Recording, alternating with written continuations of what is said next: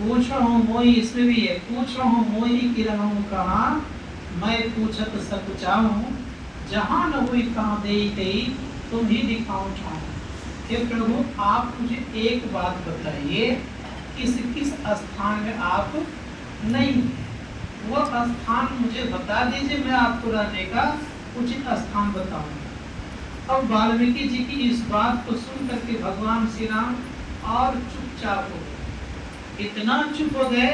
तब उन्होंने कहने लगे कि राम स्वरूप तुम्हारे वचन अगोचर बुद्धि पर अभिगत अकथ अपार नेत्र निगम करा। लेकिन उसके पहले कहते हैं अगुण अधवर गिरा गुतीता, समदर्शी अनवैध अचीता, निर्मम निराकार निर्मोहा, नित्य निरंजन सुख संदोहा, प्रकृति पार प्रभु सब उर्वासी, ब्रह्म विरत अविनाशी, यहाँ मोह कर कारण नाही, रवि संपन्न प्रभु जाए। संत महात्मा कहते हैं कि भगवान अर्थात ईश्वर या परमेश्वर जो कुछ कह लीजिए, उस परमेश्वर को जानना इतना आसान नहीं है। मंडलो उपनिषद में आया है कि आकाश 5 प्रकार का होता है। आकाशम, पराकाशम, महाकाशम, परमाकाशम,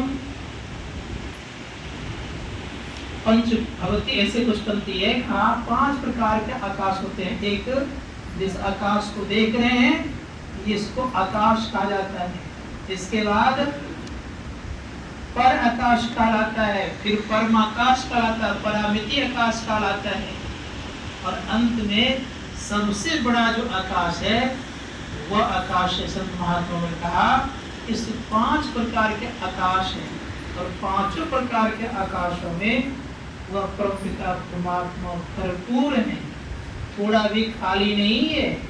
उन सारे आकाशों को पर करके कितना खाली है और कितना ऊपर है कहना मुश्किल है। दूसरी जगह रामायण में आया है, स्पष्ट रूप से कहा गया है कि परमात्मा इतने अवकाश वाले हैं, इतने सुंदर भी हैं कि वर्णन से बाहर है। वहां पर दिया गया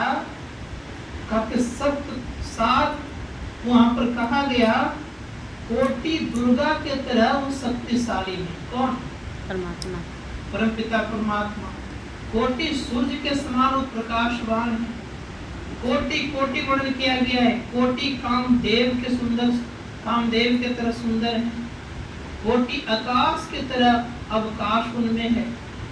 अब कोटि कोटि का वर्णन किया गया है। संतों ने कहा कि परमात्मा कितने बड़े हैं, इसीलिए उनका कोई कारोबार बुद्धि में लेकर के कहा नहीं सकता। इसीलिए सबसे बड़ा मंडल होता है चेतन मंडल। इसको मंडल कहा गया है। मंडल क्यों कहा गया? मंडल इसलिए कहा गया कि आप लोग अच्छी तरह जानते हैं, किसी का क्षेत्रफल जब ठीक ठाक पता चल जाता है और उसका आकार थोड़ा सा गोलाकार हो जाता है, उसको मंडल की संज्ञा देते हैं। जैसे पृथ्वी है, पृथ्वी किस तरह का है? तो गोलाकार है, इसको क्या बोलते हैं? भूमंडल। चंद्रमा है, वो भी गोलाकार है, इसको क्या बोलते हैं? चंद्रमंडल। सूर्य है तो सूर्य गोलाकार है, उसको क्या बोलते हैं? उसको सूर्य मंडल। उसी प्रकार से ये जो स्थूल मंडल है, सूक्ष्म मंडल है, कारण मंडल है, महाकारण मंडल है, केवल मंडल है, इन सबों का सीमा हुआ करता है। याद रखिए, जितने भी मंडल कहलाते हैं तो सब ससीम होते हैं। क्या होते हैं? ससीम। इसीलिए शास्त्रकार कहते ससीम होने के नाते वो परमात्मा इससे कितना दूर है कहना मुश्किल है। कैवल्य मंडल को भी ससीम कहा गया। और विशेष बात क्या कहा गया? ऋषियों ने कहा कि कैवल्य मंडल केवल ससीम ही है, सो बात नहीं है, यह शांत भी है। शांत का मतलब होता है इसमें हलन चलन कुछ न कुछ रहता ही है, लेकिन शांति स्वरूप एक केवल परमात्मा है। इसीलिए जितने भी मंडल हैं सभी मंडलों में ये स्थिति बनी रहती है। सभी मंडल उस मंडल के तरह नहीं है जो कि अनंत है। वो अनंत मंडल नहीं कहलाता, अनंत एक हुआ करता है। इसीलिए गोस्वामी जी महाराज कहते हैं तो सबसे श्रेष्ठ है। हम लोगों के यहाँ जो स्थिति बनी हुई है, हम लोग अखंड मंडलाकार कहते हैं। अखंड मतलब जिसका खंड नहीं हो, लेकिन मंडलाकार कह दिया। तो मंडलाकार कहते तो वहाँ क्या हो गया, वो भी सीमा के अंतर्गत आ गया। इसी संतों ने कहा कि जितने भी लोकांतर है सब कहाँ है, ससीम है। सारे लोकांतर में सीमा है। उसी सीमा वाले परमात्मा को जानेंगे तो फिर आवागमन लगा हुआ रहेगा। इसीलिए संतों ने कहा जो सीमा से परे है, असीम है, उस परमात्मा को जानने के लिए हम लोगों को ये ध्यान सत्संग की बड़ी आवश्यकता है। तो सत्संग में क्या कहा गया, इतना बड़ा है वो परमात्मा। संत कबीर साहब से पूछा कितना बड़ा है, उन्होंने कहा श्रुत अखंडित व्यापृत चेतन सचेतन, ऊंचे नीचे दाएं बाएं अनन्य, बड़ा ते बड़ा छोटे छोटा, में ही ते सब लेखा, सबके मध्य निरंतर साई, दृष्टि दृष्टि सो देखा, चाम चश्म सो नजरिन आवे, हो जो रूप की नैना, चुन चबुत भजुत न मानो, ते सुभा नमूना ऐना, जैसे ऐना सब दर्शावे, जो कुछ बेस बनावे, जो अनुमान करे साहब का, सो साहब का दिल देखा। संत महात्मा जन कहते हैं कि वो अनुभव गम्य है, दृष्टि गम्य नहीं है। इसीलिए संतों ने कहा अनुभव करना चाहिए। अनुभव के संबंध बड़ा सुंदर शब्द कहा गया। उस परमात्मा के संबंध में गोस्वामी तुलसीदास जी महाराज कहते हैं बड़े अच्छे ढंग से, वह परमात्मा चिदानंदमय है। चिदानंदमय देव तुम्हारी, विगत विकार जान अधिकारी। वो विगत विकार अधिकारी अर्थात विगत मतलब होता है कहीं खाली नहीं, किसी जगह वो खाली नहीं है, सब जगह वो है। दूसरी जगह कहते एक अनि अरूप अनामा, अज सजदानंद परधामा। वो एक ही इच्छा से रहित है। अब सोचे जो इच्छा से रहित है उस परमात्मा को हम कैसे जानेंगे। भगवान श्री कृष्ण ने कहा है कि मैं ब्रह्म हूँ। मुस्ते जी के साथ कहा है कि मैं ब्रह्म हूँ। तो ब्रह्म होना, ब्रह्म कितने होते हैं, मैंने कहा कि दो तरह के ब्रह्म होते हैं, एक सगुण ब्रह्म और दूसरा निर्गुण ब्रह्म। और इन दोनों जो परे होता है उसी को हम पुरुषोत्तम कहते हैं। इसलिए हम लोगों को विचार पूर्वक ये निर्णय लेना चाहिए कि हम उस ईश्वर को कैसे, कहाँ जानना चाहिए। क्या वह ईश्वर रूप के अंदर में है, क्या वह ईश्वर गंध के अंदर में है, क्या ईश्वर उस शब्द के रूप में है। तो सीधे शब्दों में कहा जाए कि वह ईश्वर शब्द के रूप में भी है और शब्द से परे भी है, गंध के रूप में भी है और गंध से परे भी है। कहीं गंध रूप में कहाँ है, तो आप देखिएगा इस्लाम धर्म वाले बहुत सेंट लगाते हैं। पूछिएगा उससे क्यों लगाते हैं, तो इसका उत्तर दे या ना दे, लेकिन उन्होंने जो हजरत मोहम्मद साहब थे, मैंने सुना इसलिए बोल रहा हूँ, उन्होंने सुगंध रूप में महसूस किया कि खुदा इसी तरह के हुआ करते हैं, इसीलिए उन लोगों में प्रचलित हो गया सेंट लगाने। संतों ने कहा और क्या, ईसाई ने क्या किया, तो ईसा मसीह को पता चला कि वो पिता जो हमारे हैं वो स्वर्गस्थ पिता है, वहीं तक वो जाने। किसी ने स्वर्गस्थ को मान लिया और किसी ने सेंट के रूप में, सुगंध के रूप में मान लिया, लेकिन वह परमात्मा इन सबों से परे। याद रखिए उपनिषद कार्य का असंगम अस्पर्शम और रूपम वयम तथा कह रहे हैं वो स्पर्श हीन है। याद रखिएगा स्पर्श में आने योग्य नहीं है। असंगम अस्पर्शम शब्द हीन है और स्पर्श हीन भी है, दोनों है। गंध वक्ष से परे भी है, न उनमें कोई गंध है न और कुछ है। जब ऐसे परमात्मा है उनके संबंध में तुम कैसे जानेंगे? वो कहाँ और कहाँ नहीं है। तो जेवर में भी है और जेवर में जो तत्व सोना होता है उसमें भी है, जेवर में भी और सोना में भी, दोनों में। उदाहरण रूप में कहानी सुनाता हूँ, पहले तो सुनाता हूँ मैं गणेश जी और चूहा वाली कहानी, फिर से सुना रहा हूँ। एक गणेश जी और एक चूहा था, दोनों के भक्त थे। गणेश जी के अच्छे भक्त थे, बड़े प्रेम से गणेश जी की भक्ति करते थे। तो संजोग ये हुआ, किसी कारणवश गणेश जी का सूर टूट गया और चूहा का पुष्ट टूट गया। अब दोनों की स्थिति ऐसी होगी तो करते क्या? तो दुकानदार के यहाँ गए, कहा कि भाई टूटे हुए प्रतिमा की पूजा नहीं करनी चाहिए, एक काम करो, दोनों को बेचना है और फिर गणेश जी और चूहा मुझे बनाना है। ठीक है। तो संजोग ये हुआ, उसने क्या किया, सोनकार ने तराजू पर रखा, तो गणेश जी हल्के हो गए और चूहा महाराज भारी हो गए। अब करते क्या? तो जैसे चूहा महाराज भारी हो गए तो दुकानदार कहते हैं कि भाई गणेश जी का इतना रुपया हुआ और चूहा का इतना रुपया हुआ। वो बेचारे जो गणेश जी का भक्त थे भड़क गए, कहा कि ये तो गलत बात हो गया, कसो क्या बात है, हम मालिक का दाम कम और नौकर का दाम ज्यादा, ये तो ठीक बात नहीं है। तब उन्होंने कहा कि भाई देखो, हमें तुम्हारे मालिक और नौकर से कोई लेन देन नहीं है, हमें तो केवल इस सोने से मतलब और किसी मतलब नहीं। ठीक उसी प्रकार से याद रखिएगा, कहा गया, बड़ा सुंदर पंक्ति है, सोनो बिच गहनो, गहनो बिच सोनो, अर्थात गहना को मिच डालो तो सोनो ही सोनो। संत महात्मा जन कहते हैं कि सोना बिच गहना है कि गहना भी सोना है। गहना को अगर तोड़ देंगे तो क्या कहलाएगा? वो सोना ही सोना कहलाएगा। ठीक उसी प्रकार संत महात्मा जन कहते हैं कि अगर आप चाहते हैं किसको जानना, तो संपूर्ण संसार एक प्रकार का गहना है, याद रखिएगा। लेकिन संपूर्ण संसार के अस्तित्व मिटता नहीं, याद रखिएगा, कुछ न कुछ अंश रह जाता है। जब तक अंश नहीं रहेगा तब तक सृष्टि संभव नहीं है।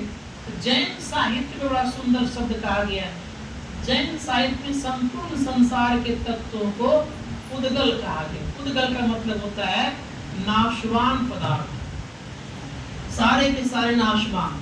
लेकिन अब कह रहे हैं कि जो उद्गल में समाया हुआ है, नाशवान में जो समाया हुआ है परमात्मा, वह नाश नहीं करता। था उन्होंने स्पष्ट कहा, तो परमात्मा शब्द से इंकित तो नहीं किया, उन्होंने चेतन शब्द का प्रयोग किया और चेतन कहा कि चेतन कभी अस्तित्व मिटता नहीं।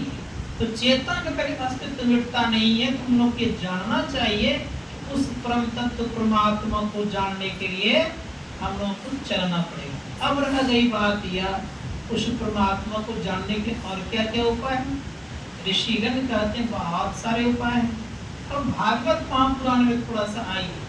भागवत महापुराण में जब वर्णन किया गया ईश्वर के संबंध में, तो वहाँ तो बहुत कुछ कह दिए, उन्होंने तो सब कुछ कहकर रख दिए। लेकिन अब आगे कहते हैं सहस्त्र शीर्षा, अर्थात सहस्त्र सिर वाले, सहस्त्रार अक्षर, सहस्त्र आंख वाले, जिनके सहस्त्र आंख होंगे, सहस्त्र जिनके सिर होंगे, वो कैसे महापुरुष होंगे? इसीलिए उनके हाथ पैर सहस्त्र हैं। इसीलिए बड़े सुंदर संत गोस्वामी महाराज कहते हैं कि उनके पास हाथ है भी और नहीं भी है। इसलिए उन्होंने कहा चलने में जो स्थिति होती है, बिनु पग चले, सुने बिनु काना, करते कर्म करे विधि नाना, आनंद रहित सकल रस भोगी, बिन बानी बक्तावर जोगी। सब कुछ है उनके पास और नहीं भी है, पैर नहीं है लेकिन खूब सुंदर चाल उनका है। इसीलिए आपने सुना होगा कि सगुन साकार में जब आए तो गोस्वामी काजी महाराज कहते हैं, उन्होंने स्पष्ट लिखा है कि ठुमक ठुमक चलत रघुराई, अर्थात चाल धीरे धीरे चल रहे हैं। कौन? रघुराई, सगुन साकार वाले। लेकिन वह ब्रह्म के पास न पैर है न हाथ है, फिर भी वो सब काम करते हैं तो सब जगह पहुंचते हैं। उसी ब्रह्म को जानने के लिए हम लोगों को कोशिश करना चाहिए। हम लोग क्या करें?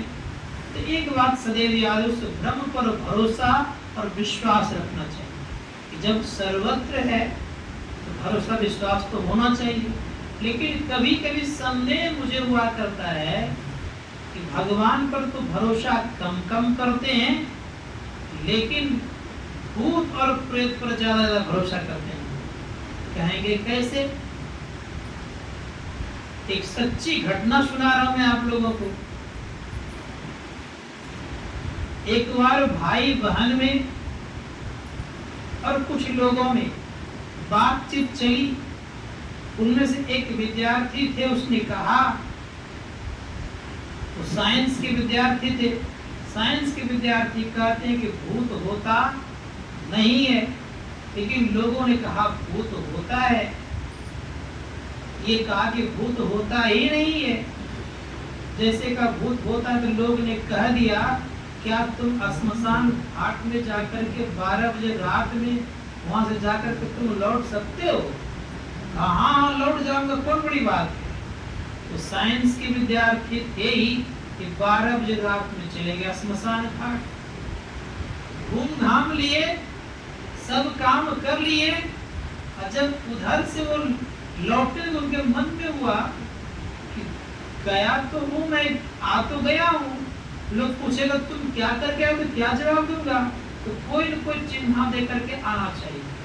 तो उसने क्या क्या, 2-4 मुर्दे पर कालिक लपेट करके उधर से लेप करके आ रहे थे तो सब कुछ ठीक ठाक था, कहीं कुछ नहीं हुआ उसको। लेकिन जब आने लग गए तो संजोग ये हुआ, एक खुट्टा गड़ा हुआ था, लकड़ी का एक खुट्टा गड़ा हुआ था। अब खुट्टे में उसके सट फंस गए। अब फंस गए तो उसको लगा कि मुझे भूत ने पकड़ लिया। परिणाम ये हुआ कि वहीं उनका प्राण। तो कहने का अभिप्राय ये था कि उधर तो कुछ नहीं हुआ, लेकिन वहां फंस गए बेचारे। तो संतों ने कहा कि भ्रम पालने से दुख हुआ करता है। तो परेशानी यह होती है अगर पूर्ण रूपेण से ब्रह्म को हम लोग जाने और इस तरह से हम लोग माने कि जब ब्रह्म सर्वत्र है, कहीं तिल मात्र खाली नहीं है, तो फिर डर किस बात की? लेकिन ये मन पूरा पूरा कबूलता नहीं है, नहीं महसूस करता है। दूसरी बात ये बताना चाहूंगा कि ब्रह्म से ज्यादा भरोसा हम संसार में और चीजों पर कर लेते हैं। जैसे उदाहरण दे रहा हूं मैं आपको कि आप लोग देखिए, कभी कभी कहीं निकलते हैं घर से बाहर तो कहते हैं इसे हवा पानी ना लग जाए, सावधान पूर्वक जाना चाहिए।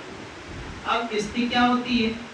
यद्यपि वह जान जाए कि ईश्वर सर्वत्र है, सब जगह है, उनको भय नहीं रहेगा। हम लोगों ने जाना तो है बुद्धि से, लेकिन माना पूरा पूरा नहीं है। हम लोगों को डरा धमका देगा, कह देगा कि ये ईश्वर नहीं है, तो डर के मारे कहिएगा ईश्वर नहीं है। लेकिन प्रहलाद के सामने यह समस्या खड़ी हो गई। प्रहलाद को कितना कष्ट दिया गया देखिए। उनके पिता ने कहा कहो ईश्वर नहीं है, मैं ही ईश्वर हूँ। और वैसी अवस्था उनके सामने ला दिए गए। कैसी अवस्था? गले में तलवार हो और कहलवाए कि कहो ईश्वर नहीं है। क्या करेंगे हम लोग? हम लोग तो डर के मारे कह देंगे भैया ठीक है, तुम भी जो बोल रहे हो सही है, ईश्वर नहीं है। लेकिन प्रहलाद ने स्वीकार नहीं किया। प्रहलाद ने कहा पिताजी हम में भी ईश्वर है, तुम में भी ईश्वर है, इस हम में भी ईश्वर है और खड़क में भी ईश्वर है। इसलिए कहा हम में, तुम में, खड़क हम में, वो सब जगह है। कोई भी तत्व ऐसा नहीं जिसमें ईश्वर परमात्मा नहीं है। इतना सदैव याद रखिएगा, ईश्वर परमात्मा से कोई भी तत्व खाली नहीं है। अब रह गई बात यह, जिस हवा में हम लोग सांस लेते हैं, श्वास लेते हैं, उस हवा में भी ईश्वर है। जिस अग्नि से हम कभी गर्मी लेते हैं, उस अग्नि में भी ईश्वर है। जिस जल से हम प्यास बुझाते हैं, उस जल में भी ईश्वर है। जिस धरती पर चलते हैं उसमें भी ईश्वर है। लेकिन कभी कभी ये बात मानने को तैयार है कि नहीं मन पता नहीं। कसिया टाण के आश्रम का उद्घाटन होने वाला था। उस समय का डीसी था सुनील कुमार बरनवाल जी। वो उस आश्रम पर आए हुए। तो जब मैं निमंत्रण देने के लिए गया था, निमंत्रण स्वीकार कर लिए। डीसी साहब ओम शांति नाम के संप्रदाय से जुड़े हुए। मैंने गुरु महाराज का परिचय दिया। कहा मैं लगभग 11 वर्ष तक कुप्पा घाट के इर्द गिर्द में रहा हूँ, मैं जानता हूँ, जाऊंगा बस। आए भी थे। आए थे जब तो बातचीत के क्रम में उनके एक व्यक्ति ने कहा, ईश्वर के संबंध में आपका क्या ख्याल है? मैंने कहा कि ईश्वर तो हमारे यहाँ सर्वत्र मानते हैं, सब जगह ईश्वर है।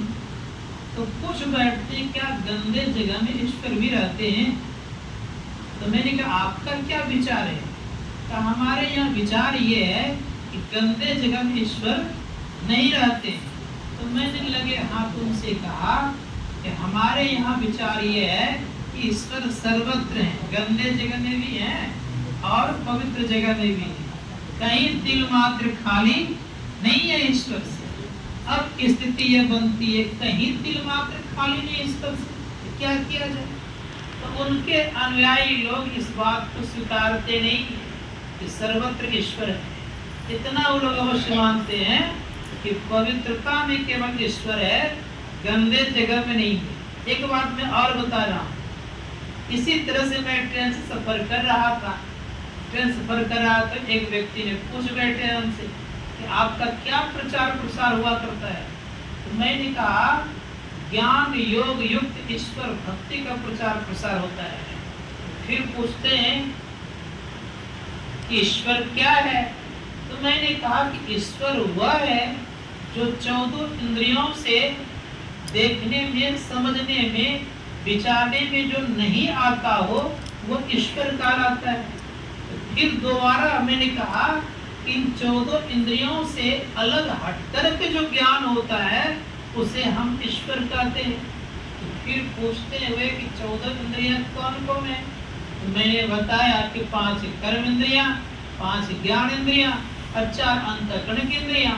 फिर खुलासा मैंने किया, आँख, कान, नाक, मुंह, त्वचा ये कर्म इंद्रिय ज्ञान इंद्रियां हैं और हाथ पैर मुंह को डालेंगे ये कर्म इंद्रियां हैं। कहा दिया मैंने। जैसे इस बात को कहा फिर वे कहते हैं कि 14 इंद्रियां कैसे हटेगी? अब विचारिए कि कैसे हटेगी। अच्छे व्यक्ति वे थे, अच्छे संप्रदाय से जुड़े हुए थे। मैंने कहा 14 इंद्रियों को हटाने का एक ही उपाय है कि आप अंतर साधना करें और शब्द योग की क्रिया से 14 इंद्रियां हटती है, बाकी तो संभव नहीं है। दृष्टि योग क्रिया करने से 10 इंद्रियां हटती है, 4 अंतःकरण की इंद्रियां रह जाती है। तो ईश्वर के संबंध में आज भी बड़े बड़े लोगों को मन में भ्रम घुसा हुआ है। ईश्वर हम किसको माने? भगवान शिव कहते हैं बड़े प्रेम से कि वो परमात्मा सर्वत्र है। जब देवताओं के बीच में वो आ गए, देवतागण जा रहे थे क्षीर समुद्र के तरफ, कोई कहते थे वैकुंठ चलना है, तो भगवान शिव का मिलन हो गया।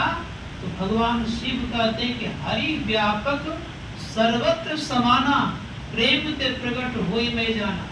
जो परमात्मा को सर्वत्र जानते हैं तो सदैव याद रखें कि सर्वत्र जानने वाले व्यक्ति कभी भी धोखे में नहीं पड़ते हैं। इसीलिए हम लोग ख्याल करना चाहिए, सर्वत्र जानना चाहिए। जो केवल सगुण को ही मानते हैं, तो गोस्वामी जी महाराज कहते हैं सगुण में नाना प्रकार का भ्रम हुआ करता है। उदाहरण रूप में आप देख लीजिए, इंद्र को भ्रम हो गया। इंद्र को ऐसा भ्रम हो गया कि पहले गोकुलवासी जानते क्या करते थे? गोकुलवासी इंद्र की ही पूजा करते थे। भगवान श्री कृष्ण का जब जन्म हुआ, जब वे थोड़े से और सयाने हो गए, उन्होंने कहा गोकुल के वासियों से मैं आग्रह करता हूँ कि इंद्र की पूजा न करके गोवर्धन महाराज की पूजा करें, अर्थात गाय की भी पूजा करे। तो पकवान पूरा लेकर के गया, तो गोवर्धन महाराज को चढ़ाना शुरू किया। इंद्र को बड़ा क्रोध हुआ। इंद्र को इतना क्रोध हो गया, इंद्र ने पूरे गोकुल को वर्षा करके डुबा दिए, अग्नि का वर्षा कर दिए, पूरा बादल ला करके वहीं लगा, बादल फटा दी, क्या बता नहीं, डूबने लग गया। तो भगवान श्री कृष्ण ने क्या किया, अपने एक उंगली पर उठा करके गोवर्धन जी को सब कुछ छाया दिया, छत्र छाया दिया। जब देखा किसी कारण से इनका कोई बाल बाका नहीं हुआ, तब समझ में आ गया कहीं ब्रह्म का अवतार तो नहीं याद हो गया।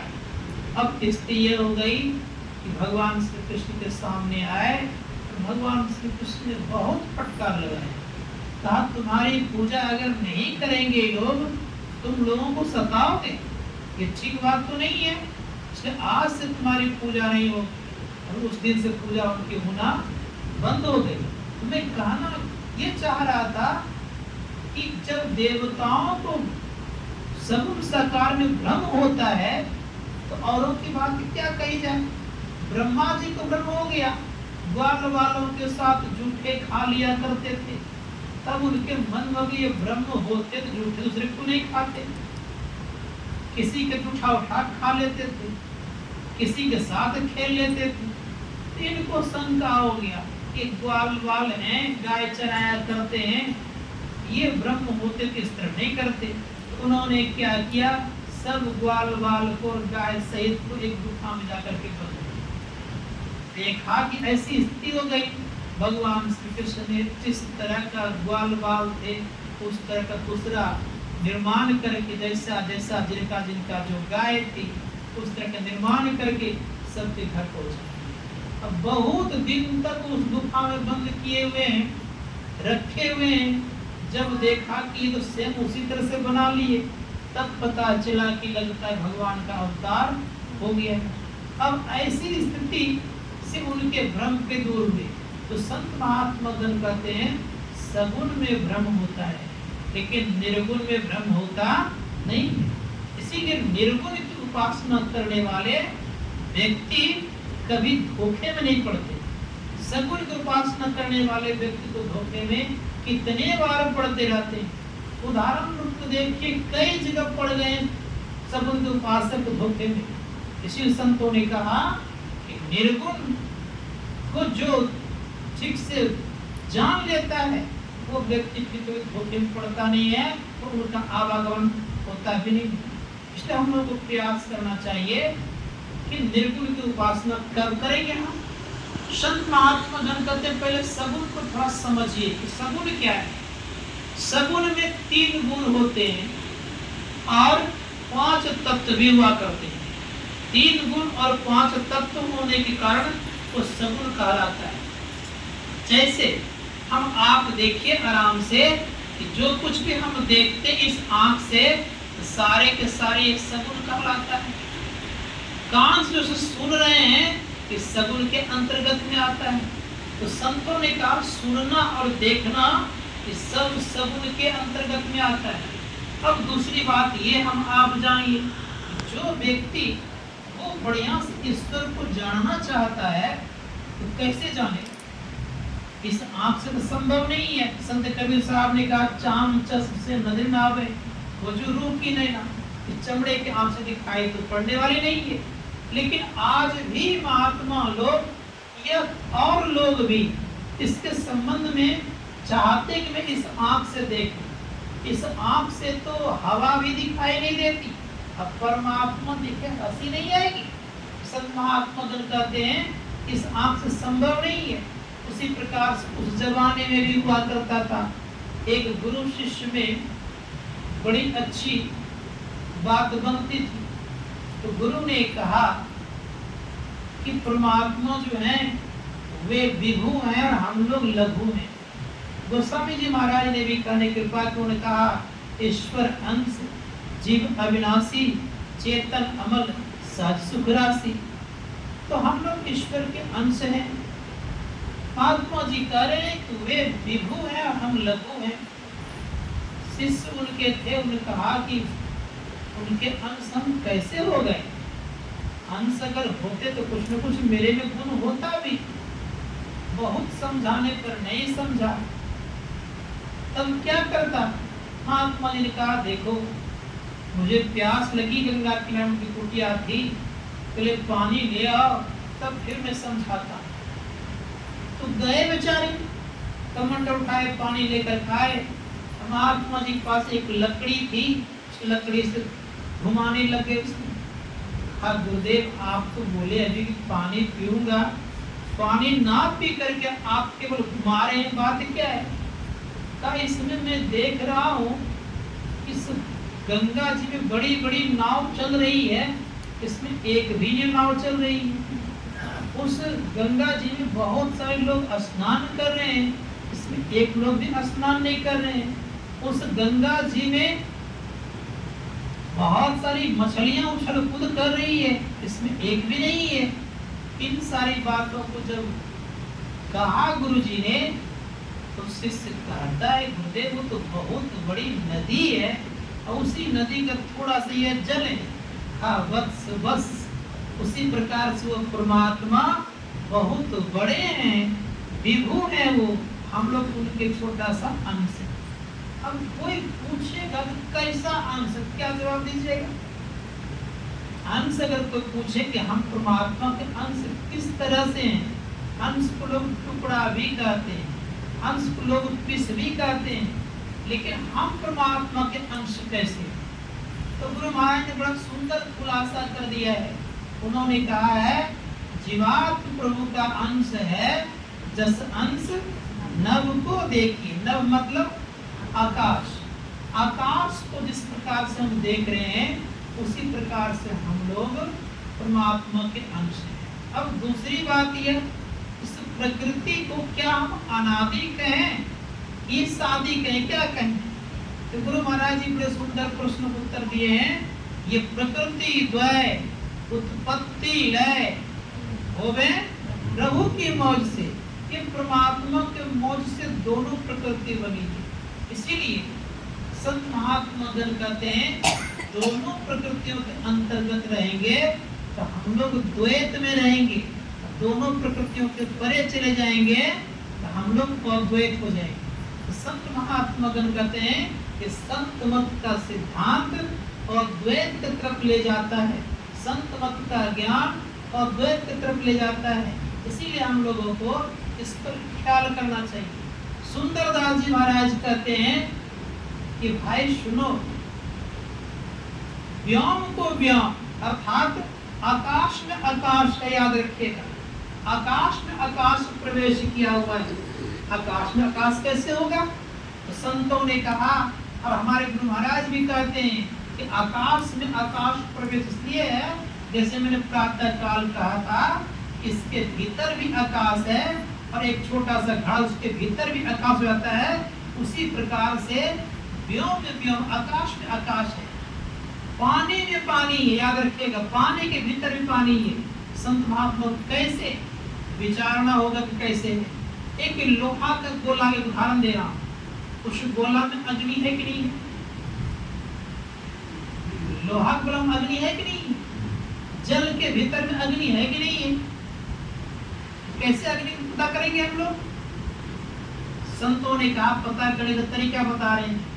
कोई वस्तु को आप गर्म करते हैं, जो वस्तु गर्म करते हैं वो वस्तु अगर गर्म नहीं हो रहा है तो समझिएगा उसमें अग्नि नहीं है। और जिस वस्तु को आप गर्म कर रहे हैं वो वस्तु अगर गर्म हो जाता है समझिएगा उसमें अग्नि है। बात में आ रही है? संत महात्मा गण का तो उदाहरण रूप में देख लीजिए, पानी को गर्म करते हैं तो वह गर्म होता है कि नहीं होता है? मिट्टी को गर्म करते हैं वो लाल होता है कि नहीं होता है? आप अग्नि तो स्वयं लाल है ही, लेकिन हवा को आप नहीं बता सकते हैं कि ये गर्म है। क्यों? कि हवा का गुण क्या है? वो सूखा है, वो सुखाता है, इसलिए उसमें पानी भी नहीं है, अग्नि भी नहीं है और मिट्टी तत्व भी नहीं है। किसमें? हवा में। लेकिन एक गुण हवा में है, कौन सा है? वो आकाश का गुण है। संत महात्मा गण कहते हैं कि हवा में केवल एक चीज है, क्या है? आकाश है, लेकिन हवा में कोई ये चार तत्व नहीं। तो संतों ने कहा ठीक उसी प्रकार से इस जीव में याद रखिएगा, जीव में केवल 14 इंद्रियों के संग ये जीव कहला रहा है। 14 इंद्रियों का संग जिस दिन छूट जाएगा ये जीव नहीं रहेगा। ये क्या जगह चिदानंद में दे तुम्हारी विगत विकार जान अधिकार, ऐसी स्थिति आएगी। दूसरे शब्द हम लोग इस तरह से जाने कि जैसे जीव के ऊपर ये जीव क्यों कहलाया, हम लोग जीव क्यों कहला गए, इसलिए जीव कहला गए आवरण होने के नाते। कितने आवरण पड़ गया है, ऋषिगण कहते हैं कि प्रथम आवरण स्थूल का, दूसरा अर्थात प्रथम आवरण अंधकार का, दूसरा प्रकाश का और तीसरा शब्द का। त्रय आवरण के कारण हम लोग जीव कहला गए। ये त्रय आवरण हट जाए तो जीव हम लोग नहीं रहेंगे। तो हम लोग ये प्रयास करना चाहिए कि त्रय आवरण से मुक्त होने का उपाय ढूंढना चाहिए। कोई व्यक्ति ईश्वर विश्वासी हुआ करते हैं, सबको ईश्वर विश्वासी नहीं होते हैं। एक व्यक्ति था, वो बड़ा सुंदर था, उसका विचार क्या था बताता हूँ। वो मंत्री पद पर पदासीन थे, कुछ भी होता था तो भगवान को कहते थे भगवान के पास राम के पास होता है। संजोग से एक दिन की बात यह है, राजा और मंत्री दोनों शिकार खेलने के लिए गए। शिकार जब खेलने गए तो खेलते खेलते राजा की उंगली कट गई। अब बताइए किसी की उंगली कट जाए और वो पूछे कहे कि आप जान रहे एक बात, मेरी उंगली कट गई है, क्या कहिएगा आप लोग? भगवान जो करता अच्छा ही करता है। मंत्री ने कहा कि ईश्वर जो कुछ करते हैं अच्छा ही करते हैं। बड़ा खराब लगा उसको। कहा ये राजा मंत्री मेरे राज्य में रहने लायक नहीं है। जैसे बच्चे पुत्रों के सामने आप लोग बोलिएगा ईश्वर जो कुछ करता है अच्छा करता, उसका अगर कुछ हो जाए बड़ा दुख लगेगा। कि करना चाहिए, ये कम से कम हाथ तो देना चाहिए, कम से कम हिम्मत तो देना चाहिए, कुछ तो उपाय बताना चाहिए। लेकिन ये उल्टी सीधी बातें हो गई। तो वे क्या के मंत्री ने कह दिया ईश्वर जो कुछ करते हैं अच्छा ही करते हैं। संजोग ये लगा, घर आए, घर आने के बाद मंत्री को राजकाज से मुक्त करते हुए और कहा आप इस राज्य में रहने योग्य मंत्री नहीं है, आप तो मैं राज्य से निकासित करता हूं। निकाल दिए, परिवार से निकल गए। अब निकल गए तो बाहर में वो बेचारे कुछ करके भोजन इत्यादि करने लग गए, जीवन यापन काटने लगे। जिसको जो चीज की आदत होती है वो आदत तो बनी रहती। घाव छूट गया उंगली की तो फिर शिकार खेलने के लिए गए तो संजोग से उस जंगल में डकैत सब रहा करता था। डकैतों ने मनोती किया था कि अगर मुझे अच्छी खासी संपत्ति मिल जाएगी तो मैं नर बलि चढ़ाऊंगा। रात में उन लोगों को अच्छी खासी संपत्ति मिल गई और सुबह सुबह ये बेचारे शिकार खेलने चले गए, अच्छे नर मिल गए। तो शिकार खेलने जब गए तो खूब जंगल चले गए तो सब डकैतों ने इसको पकड़ लिए। तो माँ काली उपासक सब कोई थी, कहा माँ तुम्हारी बड़ी कृपा हमारे ऊपर है, एक तो तुमने रात में अच्छी खासी संपत्ति दिला दी और सुबह तुमने दिन में तुमने अच्छे नर को दिला दी। अब तो मैं बहुत प्रसन्न हूँ, अब मैं बलि चढ़ाऊं। बलि चढ़ाने के कुछ नियम कायदे हुआ करते हैं। तो राजा के सर के बाल मुड़वाए गए, दाढ़ी भी तो पुराए रखे तो दाढ़ी मुड़ाई गई। परिणाम ये हुआ कि नए वस्त्र पहनाए गए। अब उनको चढ़ाने वाला ही था इसको राजा को, तो काली माँ के आगे बना के कुछ लकड़ी का रखता है, क्या बोलता मुझे मालूम नहीं, क्या बोलता उसको, उसी में गला को फिट कर दिया, एक कील लगा दिया। अब चलाने वाले ही थे।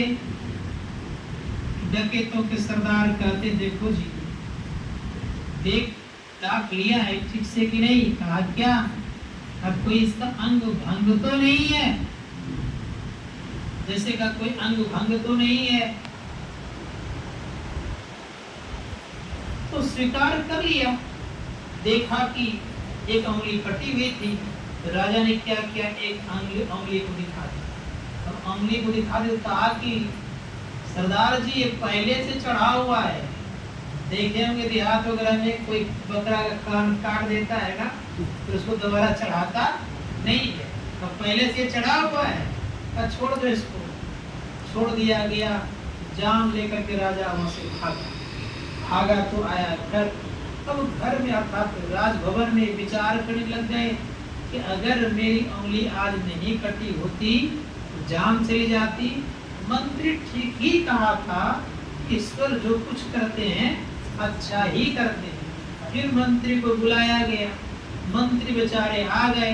अब जब मंत्री आ गए तो ऐलान किया, आदेश दिया का जो 6 महीना ये बाहर रहा इसमें डबल करके इसका वेतन पूरा करो। तो डबल करके उसको वेतन दिया गया।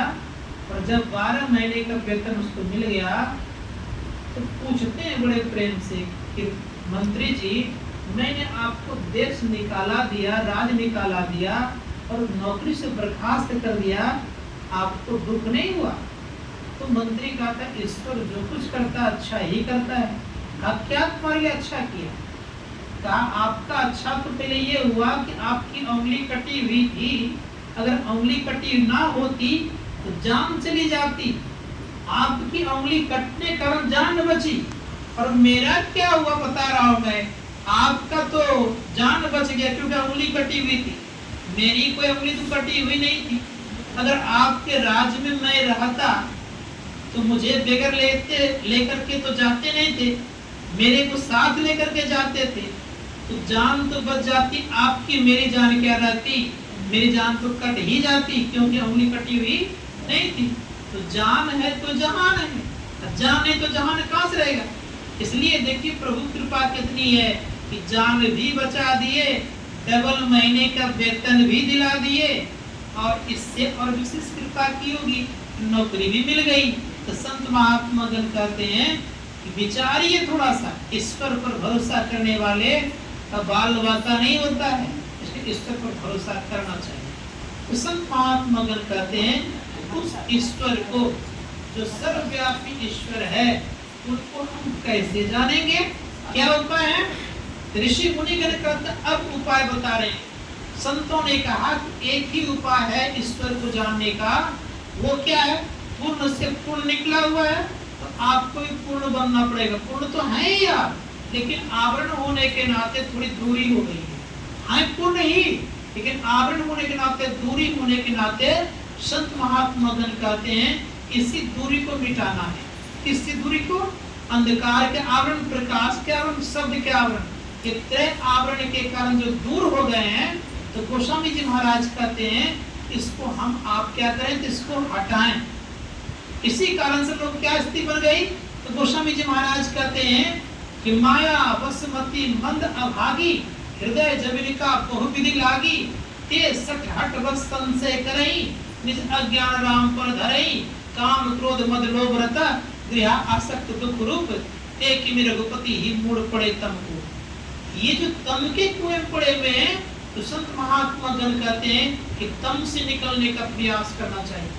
तम से निकलने का प्रयास क्या है? तो परम पूज्य गुरुदेव कहते हैं कि तम फटे ज्योति भरे, आकाश का तू सैर कर।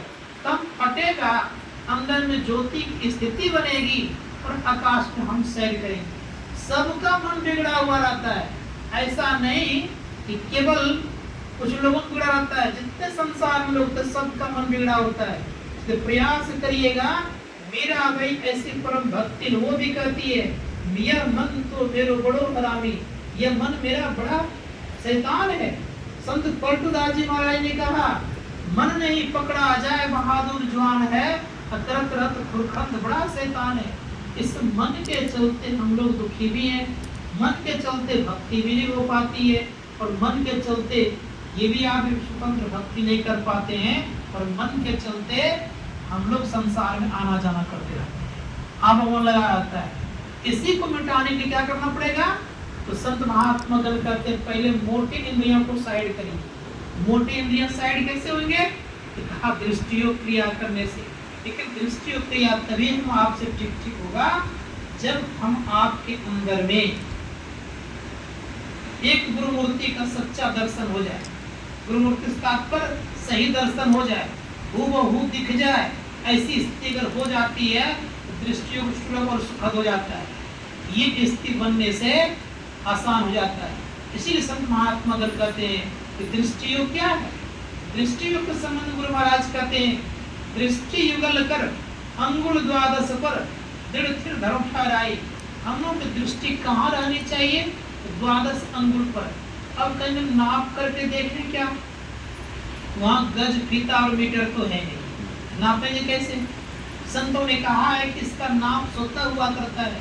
जब दृष्टि आपकी टिकेगी तो 12 अंगुल पर ही टिकेगी, कोई नाप नहीं है। क्या करना पड़ेगा इसके लिए?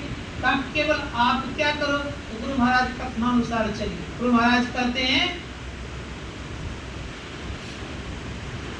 दो नए नजर जोड़ी की एक नोक बना के। नोक कैसे बनेगा? ये क्या करे? दोनों आंखों को मिला दिया जाए तो नोक बनेगा कैसे? तो गुरु महाराज की पंक्ति में है कि दो नए नजर जोड़ी की एक नोक बना के। मैं उदाहरण द्वारा में समझाने की चेष्टा करता हूँ, आप लोग जानते होंगे अच्छी तरह से। दो पटरी के बीच में आप खड़े हो जाइए, रेल की पटरी को देखिएगा, दोनों पटरी के बीच में खड़े हो जाइएगा। यद्यपि दोनों पटरी समांतर रेखा चल रही है और जैसे बीच में खड़े पटरी केवल देखिएगा तो आगे चल के लगेगा दोनों पटरी जुटी हुई मिली हुई है, ऐसा फील करेंगे आप, देखेंगे आप, महसूस करेंगे। कहते ठीक उसी प्रकार से जब आप दोनों रेखा समांतर चल रही है और देखने के जगह पर आप देखते हैं तो निश्चित स्वतः याद रखिएगा कि वहां जुटेगी। और जुटने के बाद क्या होगा? तो गुरु महाराज कहते हैं जुटने के बाद आपके अंदर एक तिल का उदय होगा। इसलिए कहा तिल द्वार तक के सीधे सूरत को खैचला अनहद धुनों को सुन सुन चढ़ चढ़ खोजना। इस वृत्ति को तिल के द्वार तक ले जाना चाहिए, अर्थात बिंदु तक सूरत को एकाग्र करना चाहिए। जैसे वहाँ एकाग्र होगा तब गुरु महाराज बड़े प्रेम से कहते हैं कि आपके अंदर में अनहद ध्वनि होगी। उस अनहद ध्वनि को जो सुनेंगे तो सुनने वाले की स्थिति कैसी होगी? तो कहा अनहद धुनों को चढ़ चढ़ के खोज न करें, अर्थात चढ़ना पड़ेगा। कहाँ चढ़ना पड़ेगा? तो स्थूल से सूक्ष्म में चढ़ने के यही उपाय है, सूक्ष्म से काम चढ़ने के यही उपाय है। लेकिन अब गुरु महाराज ने बड़े प्रेम से कहने लगा बजती है 5 नौकते सुन एक एक को। प्रत्येक जगह आवाज होती है, प्रथम केंद्र पर भी, दूसरे केंद्र पर भी, तीसरे केंद्र पर भी और चौथे केंद्र पे भी और 5वें केंद्र पे। 5वां केंद्र कौन सा है? तो पंचम भजे धुरघस जहाँ आप विराजे। गुरु जहाँ अर्थात परमात्मा जहाँ रहते वहाँ की आवाज की जब सुनते हैं साधक तब वो परमात्मा पर एक में जाते हैं। इधर के शब्द को सुनने से परमात्मा में एक में नहीं होता है। संतों ने कहा पंचम बजे दुर्गत जहाँ आप विराजे, एक तिल की कृपा से होगा तब गुरु कृपा से कहाँ पहुँचे खोजना। उनकी कृपा बिना ये संभव नहीं है। इसलिए संत महात्मा गण कहते हैं दुर्लभो विषय त्यागो दुर्लभम तब दर्शनम दुर्लभा सहजावस्था सद्गुरु करुणा बिना। इसलिए गुरु महाराज ने भी कहा बिना गुरु की कृपा पाए नहीं जीवन उधारा है। उधारा का मतलब क्या? यही उद्धार का एक मूल स्रोत, दूसरा कुछ नहीं है। हम लोग उद्धार अगर चाहिए जीवन में कि यहाँ से हम लोग को चलना पड़ेगा तो ये ख्याल रखिएगा खूब मुस्तैदी के साथ मन लगा करके हम लोग को ध्यान सत्संग करते रहना चाहिए। और जो इस तरह से ध्यान सत्संग करते रहेंगे तो कुछ गुरुदेव की वाणी में है कि कभी न कभी उन व्यक्तियों को मोक्ष और मुक्ति मिलेगी। एक छोटी सी बात मैं रखता हूँ आपके सामने। कभी न कभी एक व्यक्ति पूछ बैठे थे गुरु महाराज से कि जब कभी न कभी मिलेगी, और ये भी हम आप जानते हैं कि महाप्रलय में सब जीव मिलकर के परमात्मा में एक में हो जाता है, तो क्या जोड़ी है ध्यान करने का? क्वेश्चन गुरु महाराज से किया गया था। तो गुरु महाराज ने कहा देखो जी कब महाप्रलय होगा इसका कोई ठिकाना तो नहीं है। इसीलिए महाप्रलय इसलिए कब आएगी ठिकाना तो है नहीं, इसलिए इस बीच में भी ध्यान करके हम लोगों को इन दुखों से मुक्त हो जाना चाहिए। तो सदैव याद रखिएगा कि भजन ध्यान इसलिए हम आप करते हैं कि आवागमन में ना पड़े, संसार के दुखों में ना पड़े, इसीलिए भजन ध्यान की आवश्यकता होती है। संसार की वस्तुएं देने वाले तो संसार में बहुत लोग मिल जाएंगे, लेकिन मोक्ष प्राप्त करने में केवल सक्षम आप हैं और मोक्ष का कार्य करने में सक्षम केवल आप हैं। इसीलिए संत महात्मा कहते हैं प्रकाश का उदय करना केवल सक्षम आप, दूसरा कोई नहीं है। तो इस प्रकाश को उदय करने के लिए हम लोगों को क्या करना पड़ेगा? तो ध्यान सत्संग अवश्य करना पड़ेगा। तो ध्यान सत्संग में क्या, तो संत कबीर साहब ने कहा दिया, ये जो आज इतना दिन से 2 दिन से हुआ, दूसरा दिन है, ये जब कर रहे हैं ये आपका अपना काम, कोई वर्षों से करते आए हैं, अपना काम कर रहे हैं, लेकिन बाकी संसार काम को और भी कर सकते हैं। संत कबीर साहब ने कह दिया, अपने खट दिया ना बारू रे, नाम का तेल श्रद्ध का बाती, ब्रह्म अग्नि उद्गार रे, जगमग जगमग ज्योति निहार, तन मन धन सब डालो रे, छूटी जान जगत की आशा, बारंबार विशाल रे। कहे कबीर सुनो भाई साहब, अपन का संभालो रे। इस अपने काम को मन लगा करना चाहिए। जो अपने काम को मन लगा करेंगे उनका एक बेड़ा पार लगेगा।